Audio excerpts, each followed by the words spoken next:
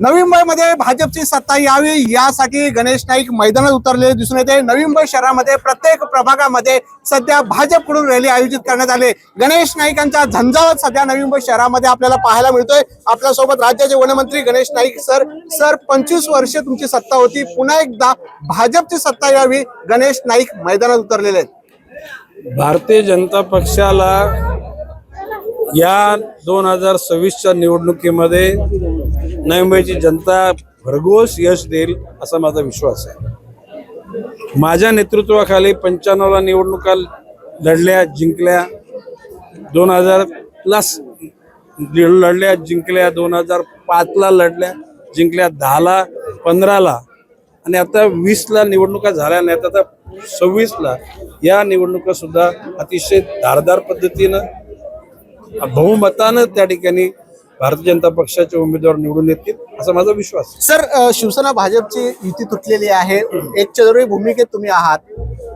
बाब अशी आहे तर युती व्हावी अशा प्रकारची इच्छा सुरुवातीला होती, परंतु कार्यकर्त्यांवर अन्याय होईल हे बघताना ती युती होऊ शकली नाही।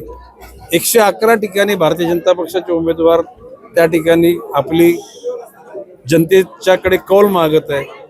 बहुतांशी ठिकाणी भारतीय जनता पक्षाला यश मिळेल, भारतीय जनता पक्षाचा महापौर होईल हा विश्वास या ठिकाणी व्यक्त करतो। काल नरेश म्हस्के म्हटले तानाशाहीला संपवायचे, घराणेशाही आम्हाला संपवायची असं म्हणताय, मित्र पक्षातला एक खासदार म्हणतोय।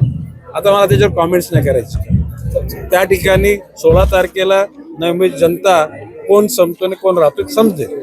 आपण पाहतो हे नरेश आपले गणेश नाईक होते, त्यामुळे नवी मुंबईत कोण संपते हे 16 तारखेला आपल्याला समजेल। कॅमेरामॅन नारेश वाळेचा विकास में साम टीव्ही नवी मुंबई।